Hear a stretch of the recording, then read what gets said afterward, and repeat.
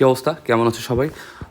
আশা করি সবাই তোমরা ভালো আছো। আজকে আমরা গুণগত রসায়নের পার্ট 2 সেকেন্ড ক্লাসটা আমরা স্টার্ট করতে যাচ্ছি। অ্যান্ড আজকের পর্যায়ে আমরা যেটা নিয়ে কথা বলবো সেটা হচ্ছে অ্যাটমিক মডেল, পরমাণুর যে মডেল রয়েছে সেই মডেল নিয়ে কথা বলবো। তো আমাদের বইতে দুইটা মডেল নিয়ে কথা বলা হয়েছে, একটা রাদারফোর্ডের মডেল আর একটা হচ্ছে বোরের পরমাণু মডেল। আরেকটা পরমাণু মডেলের কথা আমরা নাম শুনে থাকি বা শুনেছি হয়তো, থমসনের পরমাণু মডেল, বাট সেটা নিয়ে আমরা খুব বেশি ডিসকাস করা নেই আমাদের বইগুলোতে।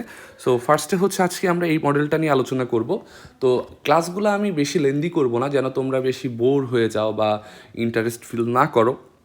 সেই জন্য ক্লাস আমরা একটু শর্ট করে করব, অর্থাৎ একটা ক্লাসে বেশি টপিক আমরা দেখাবো না। যেমন আজকের ক্লাসটাতে আমরা আলোচনা করব হচ্ছে তোমার থমসনের পরমাণু মডেল নিয়ে, ঠিক আছে? থমসনের পরমাণু মডেল। ওকে, এখন কথা হচ্ছে থমসনের পরমাণু মডেল নিয়ে আলোচনা করতে গেলে আমাদের আগে প্রিভিয়াস কিছু কনটেক্সট জেনে আসতে হবে। কনটেক্সটগুলো কী কী? তো আমরা জানি এই থমসনই 1897 সালে ইলেকট্রন আবিষ্কার করেছিলেন, তাই না? 1897 সালে ইলেকট্রন আবিষ্কার করেছিলেন কে? এই থমসন। এখন তিনি যখন ইলেকট্রন আবিষ্কার করলেন, তো প্রোটনের এক্সিস্টেন্স সম্পর্কেও তো তার আইডিয়া ছিল। প্রোটনের এক্সিস্টেন্স সম্পর্কেও তো তার আইডিয়া ছিল। কিভাবে আইডিয়া ছিল? কারণ আমরা জানি পুরো যে পরমাণু মডেলটা, অর্থাৎ একটা অ্যাটম কিন্তু হচ্ছে তোমার কি হয় বলো? একটা অ্যাটমের যে নেট চার্জ হয় হচ্ছে 0, অর্থাৎ এটা চার্জ নিরপেক্ষ হয়, 0 হয়। তাহলে ইলেকট্রন তো নেগেটিভ চার্জে চার্জিত। তাহলে অ্যাটমটাকে যদি হচ্ছে তার নেট চার্জ 0 হতে হয়, বা এটা যদি হচ্ছে চার্জের বেসিসে নিউট্রাল হতে হয়, তাহলে অবশ্যই ওই নেগেটিভটাকে ক্যান্সেল আউট করে দেওয়ার জন্য একটা কি থাকবে? একটা পজিটিভ চার্জও থাকবে। তাহলে ইলেকট্রনটা ছিল নেগেটিভ, তাকে ক্যান্সেল আউট করে দেওয়ার জন্য কি ছিল? পজিটিভ, যেটাকে আমরা বলতেছি হচ্ছে প্রোটন। এই জন্যই একটা অ্যাটম কি হয়? একটা অ্যাটম হচ্ছে চার্জ নিরপেক্ষ হয়, বা সেটা হচ্ছে নিউট্রাল হিসেবে আমরা সেটাকে কনসিডার করে থাকি। আচ্ছা, তো এতটুকু তো আমরা বুঝছি। অর্থাৎ এই যে sub atomic particle, electron, proton, এগুলোকে আমরা কি বলি? এগুলোকে আমরা বলি হচ্ছে সাব অ্যাটমিক পার্টিকেল। এই টার্মগুলোর সাথে আমাদের কিন্তু একটু পরিচিত হওয়া লাগবে। আমরা এই সাব অ্যাটমিক পার্টিকেল নিয়ে আমরা থমসনের পরমাণু মডেলে কোনটা নিয়ে আলোচনা করতেছি? একটা হচ্ছে ইলেকট্রন আর একটা হচ্ছে প্রোটন। এখন কথা হচ্ছে এই যে সাব অ্যাটমিক পার্টিকেল যারা রয়েছে, ইলেকট্রন, প্রোটন, যেটা আমরা থমসনের পরমাণু মডেল নিয়ে আলোচনা করব, এখানে এদেরকে আমার কাজে লাগাতে হবে। তো এই সাব অ্যাটমিক পার্টিকেলের চার্জ সম্পর্কে আমরা একটা আইডিয়া পেলাম। কিন্তু এই সাব অ্যাটমিক পার্টিকেলগুলো, ইলেকট্রন, প্রোটন, একটা অ্যাটমের ভেতরে, অর্থাৎ ইনার শেলগুলাতে কিভাবে সে সজ্জিত রয়েছে বা কিভাবে অবস্থান করছে, এই সম্পর্কিত কোনো আইডিয়া কিন্তু আমাদের কাছে ছিল না। কিভাবে এই সাব অ্যাটমিক পার্টিকেলটা কোন ওয়েতে অর্গানাইজড হচ্ছে একটা অ্যাটমের ভেতরে, সেই সম্পর্কিত আইডিয়াটা আমরা পাই সর্বপ্রথম 1904 সালে। কত সালে পাচ্ছে ভাইয়া? 1904 সালে। কার পরমাণু মডেলের মাধ্যমে? 1904 সালে থমসনের পরমাণু মডেলের মাধ্যমে। এখন এই থমসনের পরমাণু মডেলটা ছিল one of the most accepted atomic model ওই টাইমটাতে। One of the most accepted পরমাণুর মডেল বা অ্যাটমিক মডেল। এখন আমরা যদি এই থমসনের পরমাণু মডেল নিয়ে আলোচনা করতে যাই, আমরা বেশ কিছু পোস্টুলেট বা স্বীকার্য নিয়ে আসবো, তারপরে আমরা কিছু রেস্ট্রিকশন দেখব, কিছু এই মডেলটা যে সাফল্য ছিল বা মাহাত্ম্য ছিল সেটা নিয়ে আমরা একটু দেখব। ওকে, তো ফার্স্টে আমরা এই থমসনের পরমাণু মডেলটা নিয়ে একটু আলোচনা করি। তাহলে আমরা আই থিঙ্ক কনটেক্সটটা বুঝতে পেরেছি যে বিজ্ঞানী থমসন যখন ইলেকট্রন আবিষ্কার করলেন, তিনি তো জানতেন যে পরমাণুটা চার্জ নিরপেক্ষ। তাহলে চার্জ নিরপেক্ষ হতে গেলে অবশ্যই সেখানে পজিটিভ কিছু একটা থাকতে হবে, যেটাকে ইলেকট্রনের নেগেটিভ চার্জটাকে ক্যান্সেল আউট করে দিচ্ছে। তাহলে সেই ক্যান্সেল আউটটা কে করছে? পজিটিভ চার্জে চার্জিত প্রোটন। এখন আমরা এই পরমাণুর একটা নিউট্রাল হচ্ছে কেন বা কোন সাব অ্যাটমিক পার্টিকেল আছে সেটা সম্পর্কে আইডিয়া পেলাম, কিন্তু এই সাব অ্যাটমিক পার্টিকেলগুলা কিভাবে একটা পরমাণুর মধ্যে অর্গানাইজড হচ্ছে সেটা সম্পর্কিত কোনো আইডিয়া কিন্তু আমরা এখনও পাইনি। ওই আইডিয়াটা দিতে গিয়েই আমাদের যে মডেলটা সামনে আসলো বা যে মডেলটা সম্পর্কে আমরা পড়তেছি এখন, সেটা হচ্ছে তোমার থমসনের পরমাণু মডেল, যেটা 1904 খ্রিস্টাব্দে বিজ্ঞানী জে থমসন প্রস্তাব করেছিলেন। তো চলো প্রথমে আমরা যেগুলো দেখব সেটা হচ্ছে থমসনের পরমাণু মডেলের যে পোস্টুলেটগুলো রয়েছে সেই পোস্টুলেটগুলো সম্পর্কে আমরা একটু সুন্দর মতো আইডিয়া নিয়ে ফেলি। ওকে, ফার্স্টে পোস্টুলেটগুলো কী ছিল দেখো। প্রথম পোস্টুলেট যেটা ছিল সেটা ছিল হচ্ছে যে এই অ্যাটমটা তোমার নিউট্রালি চার্জড। তাহলে কি বললাম ভাইয়া, তোমার পরমাণু চার্জ নিরপেক্ষ, চার্জ নিরপেক্ষ। ওকে ওকে, এখন কথা হচ্ছে এইখানে কিছু পজিটিভ চার্জের সোর্স আছে, যেটা আমি বলে আসলাম। পজিটিভ চার্জের সোর্স আছে যেটাকে তোমার হচ্ছে নেগেটিভ চার্জগুলা ক্যান্সেল করে দিচ্ছে। তাহলে অবশ্যই সেখানে কিছু পজিটিভ চার্জের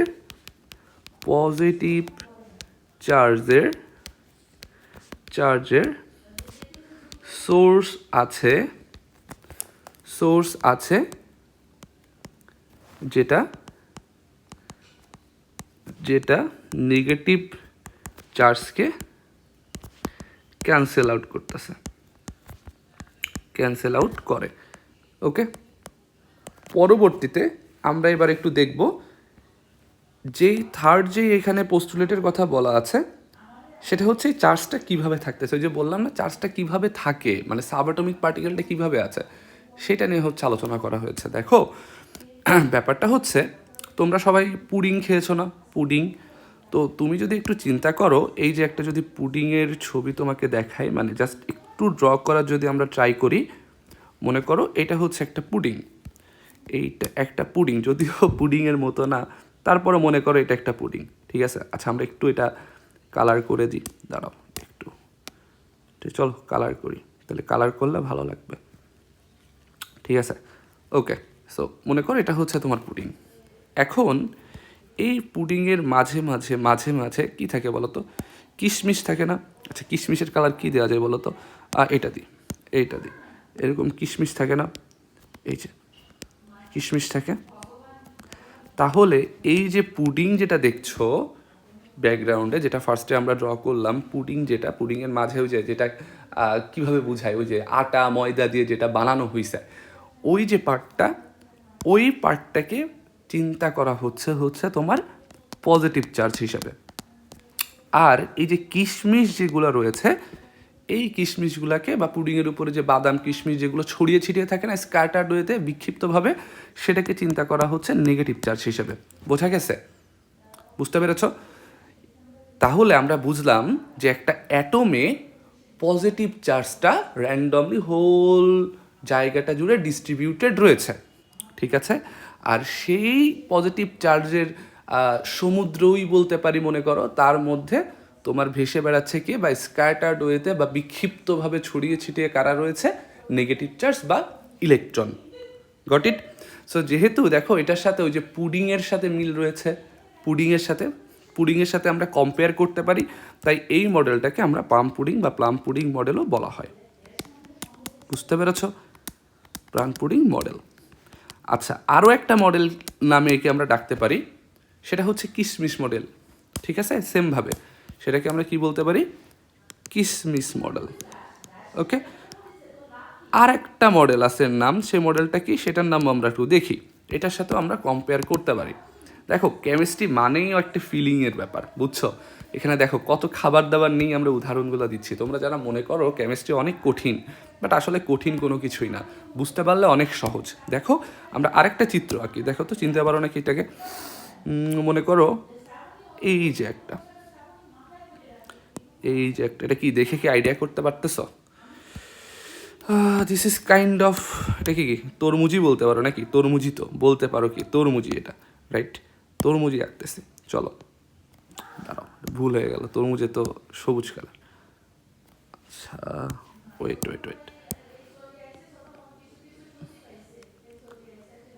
চলো দেখি, এই যে তরমুজের একটা ফালি যদি আঁকতে চাই, এবার মনে করো এইখানে আমরা ওই যে লাল যেটা থাকে না, দাঁড়াও এইটা তাহলে ভালো আসবে,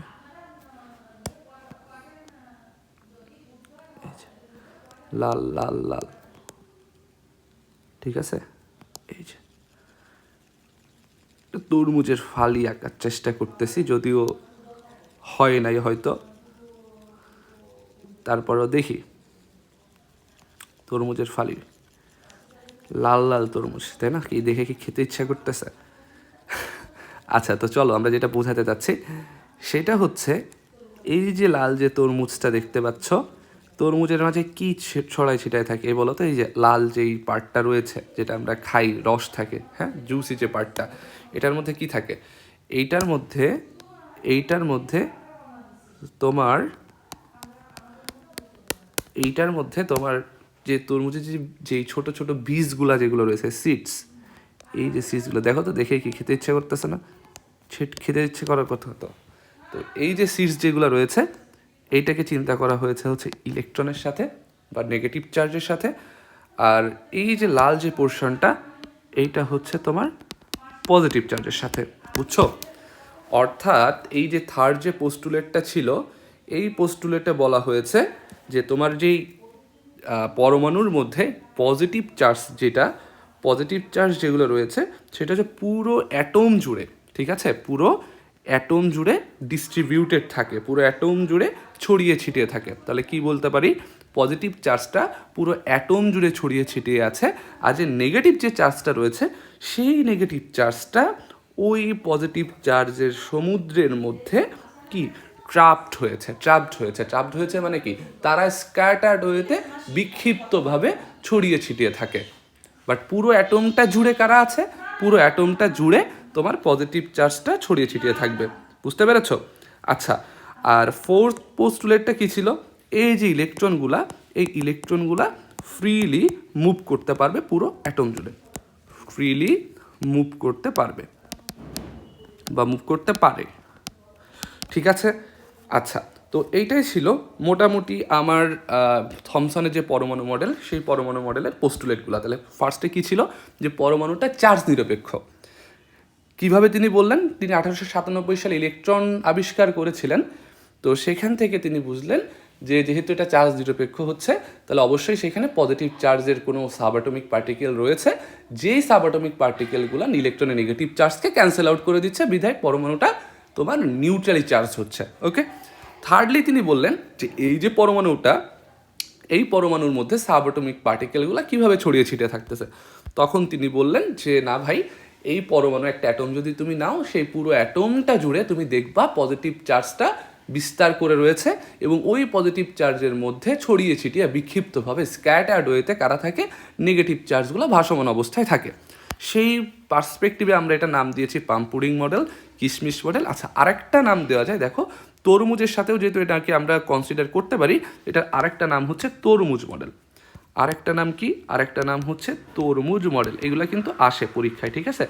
পরীক্ষায় এগুলো কিন্তু আসে যে কোনটা তরমুজ মডেল, হ্যাঁ, কোনটা পাম্পুডিং মডেল, কে প্রস্তাব করেছিলেন, এগুলো কিন্তু আমাদের এক্সামে আসতে পারে এমসিকিউতে। সো এটা মাথায় রাখবে সালগুলা। Got it? আচ্ছা, ডান। তাহলে এইটা তো আমরা বুঝলাম যে পাম্পুডিং মডেল বা তরমুজ মডেল বা যে থমসনের পরমাণু মডেলের স্বীকার্যগুলো কী ছিল সেগুলো। এখন আমাদের যেটা জানা লাগবে সেগুলো হচ্ছে সাফল্য। এই পরমাণু মডেলের সাফল্য কী ছিল, সেই সাফল্যগুলো সম্পর্কে আমরা জাস্ট একটু আইডিয়া নেব। ওকে। তো ফার্স্ট যেটা ছিল সেটা হচ্ছে প্রথমত এইখানে আমরা তো দেখছি যে ইলেকট্রনের আবিষ্কার সম্পর্কে কথাবার্তা চলে এসেছে, ডিসকভারি অফ ইলেকট্রন, যেটা যে থমসন দ্বারা এমনিই হয়েছিল 1897 সালে। আচ্ছা, এরপরে হচ্ছে আইসোটোপের আইডেন্টিফিকেশন করা গিয়েছিল। আইসোটোপের identification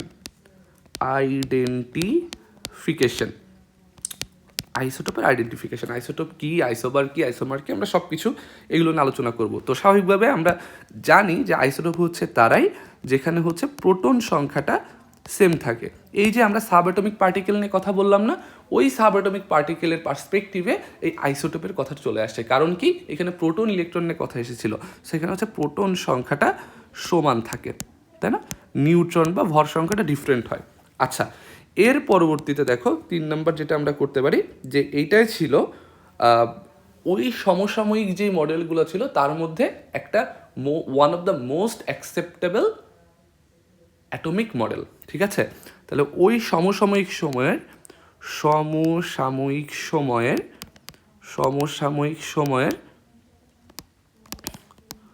one of the most acceptable model ছিল। বুঝেছ? ডান। তো এটা ছিল সাফল্য। এখন যেটা আমরা দেখব সেটা হচ্ছে তোমার লিমিটেশন নিয়ে। দেখো একটু লক্ষ্য করো, খুবই ইম্পর্টেন্ট এবং সহজও আছে। লিমিটেশন বা হচ্ছে তোমার সীমাবদ্ধতা। প্রথম সীমাবদ্ধতাটা কী ছিল? যে এটা তোমার পরমাণুর স্থায়িত্ব বা স্থিতিশীলতা নিয়ে কোনো ব্যাখ্যা দিতে পারে না, স্ট্যাবিলিটি। তাহলে এইখানে আমরা পরমাণুর স্থিতিশীলতা নিয়ে কোনো কথা বলা হয়নি। পরমাণুর স্থিতিশীলতা নিয়ে কোনো কথা বলা হয়নি বা কোনো আলোচনা হয়নি, ঠিক আছে? কোনো আলোচনা হয়নি। এরপরে কি বলতে পারি দেখো, কেন একটা পরমাণু কিভাবে স্ট্যাবিলিটি অর্জন করতে পারে, বা অ্যাটমটা স্ট্যাবল হবে কি হবে না, বা সব অ্যাটমই কি স্ট্যাবল হয় নাকি হয় না, বা কি ধরনের কাজ করলে বা কোন প্রসিডিউরে গেলে এটা স্ট্যাবিলিটি অ্যাচিভ করতে পারে, এই ধরনের কোনো কথাবার্তা কিন্তু এইখানে আমরা দেখি নাই। আচ্ছা, এরপরে আমরা চলে যাই পরের লিমিটেশনটা কি। পরের লিমিটেশনটা আমরা একটু দেখি। পরের লিমিটেশনটা হচ্ছে যে এই পরমাণুর মধ্যে যে নিউট্রন আছে কি না, বা নিউক্লিয়াস, কারণ নিউক্লিয়াসের মধ্যেই তো নিউট্রন থাকে। সো নিউক্লিয়াস নিয়ে কোনো আলোচনা করা হয়নি, বা নিউক্লিয়াসের অবস্থান নিয়ে কোনো কথাবার্তা উল্লেখ নেই। নিউক্লিয়াসের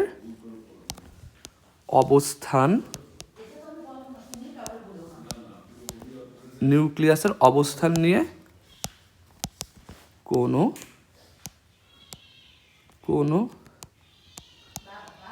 আলোচনা হয়নি। বুঝতে পেরেছ? আচ্ছা, এর পরেরটাতে আমরা একটু চলে যাই, পরের পার্টটা নিয়ে চলে যাই। দেখো সেকেন্ড পয়েন্টটা কি বুঝছো? দেখো লিমিটেশনগুলো হচ্ছে সেটাই যে তুমি এখন ঠান্ডা মাথায় চিন্তা করো, এখন তো আমরা পরমাণু সম্পর্কে একটা অ্যাডভান্সড কনসেপ্ট বা আইডিয়া পাচ্ছি। সো তুমি এই যে আমরা পোস্টুলেটগুলো লিখেছি, এই পোস্টুলেটের মধ্যে দেখো তো নিউক্লিয়াস নিয়ে কোনো কথা রয়েছে কি? নিউক্লিয়াস নিয়ে কিন্তু কোনো কথাবার্তা নেই। সো আমরা জেনারেলি লিমিটেশনগুলো সেইটাই বুঝতেছি যে এই অ্যাডভান্স যেই কনসেপ্টগুলো রয়েছে, আর তার বা যে কোনো একজন বিজ্ঞানীর, সায়েন্টিস্ট যেই অ্যাটমিক মডেলটা প্রস্তাব করেছিলেন বা প্রপোজড করেছিলেন, সেইটার সাথে ডিফারেন্সগুলো কী কী বা কী কী ফাঁক ফোকর থেকে গিয়েছিল, সেইটাই হচ্ছে বেসিক্যালি আমাদের এই এক একটা লিমিটেশন বা স্বীকার্য হিসেবে আমরা সেটাকে কী করি, ধরে থাকি বা কাউন্ট করে থাকি। ঠিক আছে, গট ইট। আচ্ছা, পরবর্তীতে আমরা চলে যাই। পরবর্তী লিমিটেশন নিয়ে আমরা হচ্ছে একটু কথা বলি। আচ্ছা চলো, দেখো এরপরে যদি আমরা বলি, সেইটা হচ্ছে এই যে আমরা পজিটিভ চার্জ নিয়ে কথা বললাম, নেগেটিভ চার্জ নিয়ে কথা বললাম, তাই না? তো পজিটিভ চার্জগুলো অ্যাকচুয়ালি থাকে কোথায়? দেখো তো, আমরা এটা কি দেখছিলাম, ফুল হচ্ছে অ্যাটমটা জুড়ে আসে না, আর নেগেটিভ চার্জটা বিক্ষিপ্তভাবে ছড়িয়ে ছিটিয়ে থাকে।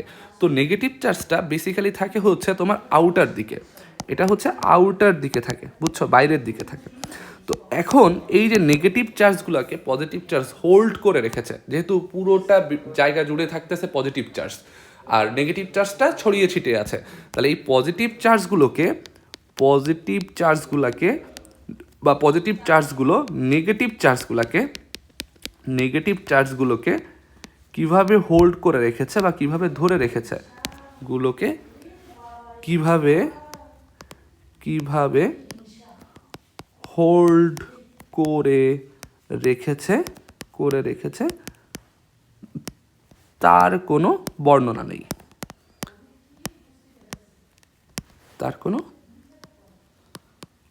নেই, বুঝেছো তো? আচ্ছা, এরপরে দেখো, এর পরেরটাতে নিয়ে আমরা একটু কথা বলি।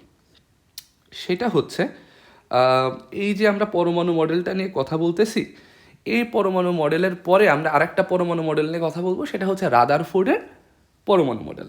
তো রাদারফোর্ডের পরমাণু মডেলটা আলফা কণা বিচ্ছুরণ পরীক্ষা নিয়ে কথা বলা হয়েছে না? তো এই যে পরমাণু মডেল, এইখানে কিন্তু আলফা কণা বিচ্ছুরণ পরীক্ষার যেই এভিডেন্সগুলো আমরা পাবো সেটার কোনো কিছুই ব্যাখ্যা করতে পারতেছে না। তার মানে আলফা কণা বিচ্ছুরণ পরীক্ষার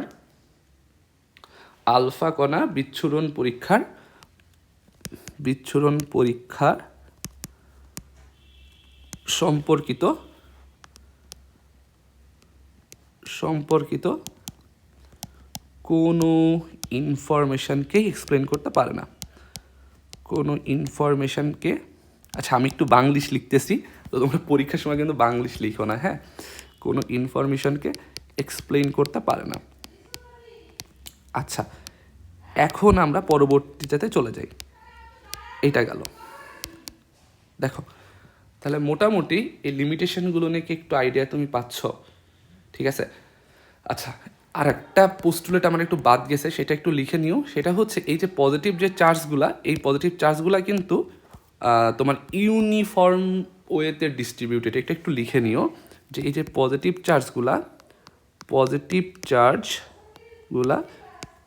ইউনিফর্ম ওয়েতে বা সুষমভাবে, যেটাই বলো, ফর্ম ওয়েতে ডিস্ট্রিবিউটেড। ঠিক আছে, মানে সুষমভাবে বণ্টিত থাকে আর কি। আচ্ছা, তো এটাই ছিল আমার মোটামুটি কি বলবো থমসনের পরমাণু মডেলের সম্পর্কিত কিছু স্বীকার্য এবং যে নামগুলা প্লাস হচ্ছে লিমিটেশনগুলা। তো এইখান থেকে আমার এমসিকিউর জন্য কী কী জিনিস খুব বেশি ইম্পর্টেন্ট, চলো একটু মার্ক করে দিই। ফার্স্টে হচ্ছে ইলেকট্রন কত সালে আবিষ্কৃত হয়েছিল, তারপরে হচ্ছে থমসনের পরমাণু মডেলটা কত সালে দেওয়া হয়, এইটা সালটা, প্লাস হচ্ছে ইলেকট্রন আবিষ্কার করেছিলেন কে, এটাও ইম্পর্টেন্ট। আর হচ্ছে পোস্টুলেটগুলো সম্পর্কে আইডিয়া রাখা লাগবে। ঠিক আছে। আচ্ছা, এরপরে হচ্ছে এই যে নামগুলা রয়েছে, পাম পুডিং মডেল, তরমুজ মডেল, কিশমিশ মডেল, এই নামগুলো মাথায় রাখো। আর হচ্ছে গিয়ে এখানে লিমিটেশনগুলো একবার পড়লেই আই গেস বুঝে যেতে পারবা, এখানে নতুন করে বোঝার কিছু নাই। আর এই মডেলটা নিয়ে আমাদের বইতেও আলোচনা করেনি, বাট আমরা আলোচনা করলাম যেহেতু অ্যাডমিশনে মাঝে মাঝে আমাদের বর্তমানে ঢাকা ভার্সিটিতে দেখতেই পাচ্ছ বা বুয়েটে বা ইঞ্জিনিয়ারিং যে কোনো বিশ্ববিদ্যালয়ে কোয়েশ্চেনগুলো বেশ কনসেপচুয়াল আসতেছে। সো রিটেনে কখনো কখনো এখান থেকে কোয়েশ্চেন ঢুকাইও দিতে পারে, আমরা তো বলতে পারি না। সো এই জন্য আমরা এইখানে ডিটেলসে লিখে দিলাম পোস্টুলেট প্লাস হচ্ছে লিমিটেশন, দেন হচ্ছে এর সাকসেস কী কী ছিল, যেন আমাদের যদি কখনো চলেও আসে বা এখান থেকে কোনো কোয়েশ্চেন আসে আমরা যেন ইজিলি অ্যান্সার করতে পারি। সো আজকে আমরা জাস্ট হচ্ছে থমসনের পরমাণু মডেল নিয়ে আলোচনা করলাম, আজকে আমাদের সেকেন্ড ক্লাস ছিল। সো আজকের ক্লাসটা এই পর্যন্তই থাকবে। নেক্সট ক্লাসে আমরা রাদারফোর্ডের পরমাণু মডেল নিয়ে ইন ডিটেলস আলোচনা করব। ক্লাসগুলো আমি যতটা ছোট অ্যান্ড কম্প্যাক্ট রাখার চেষ্টা করব যেন তোমরা বোরিং ফিল না করো অ্যান্ড ভালো কিছু শিখতে পারো, জানতে পারো। অ্যান্ড ক্লাসটা যদি ভালো লাগে কমেন্ট করো অ্যান্ড তোমাদের ফ্রেন্ডের মধ্যেও ছড়িয়ে দিতে পারো। আর যদি সাবস্ক্রাইব করে থাকো তাহলে তো ভালো, না হলে তুমি প্লাস তোমার ফ্রেন্ডরা দ্রুত চ্যানেলটা সাবস্ক্রাইব করে ফেলো। আমরা নতুন নতুন ভিডিও দিব এই ক্লাস রিলেটেড। অ্যান্ড একটা জিনিস মাথায় রাখবা, আমরা চেষ্টা করতেছি যে প্রত্যেকটা চ্যাপ্টার এভাবেই শেষ করানোর জন্য যেন প্রত্যেকটা চ্যাপ্টারে নট অনলি তোমার অ্যাকাডেমিক বাট অলসো তোমার যে কোনো অ্যাডমিশন, স্পেশালি আমাদের ফোকাস থাকবে ঢাকা ভার্সিটি অ্যান্ড ইঞ্জিনিয়ারিং, এই দুইটা যেন খুব ভালো মতো শেষ করে ফেলতে পারো। তো আমরা তো জাস্ট এখন শুরু করলাম, আস্তে আস্তে আস্তে আস্তে ভিতরে যাব, অ্যাডভান্স কনসেপ্টে যাব, অ্যাডভান্স ম্যাথে যাব, যা যা ডেরিভেশন দরকার সব কিছু করাই দিব। জাস্ট প্রত্যেকটা ভিডিও যখন আসবে কন্টিনিউয়াসলি দেখে ফেলবে, এটা জমায় ফেলো না। অ্যান্ড বিশ্বাস রাখো ভালো কিছুই হবে। নেক্সট ভিডিওর জন্য সবাই ওয়েট করো। রবি, মঙ্গল, বৃহস্পতি আমাদের কিন্তু গুণগত রসায়নের ভিডিও আপলোড হবে এই চ্যানেলেই। সো এই ভিডিওটা করো অ্যান্ড কেমন লাগে কমেন্টে জানাও। সবার জন্য অনেক অনেক অনেক বেশি শুভকামনা। বাই।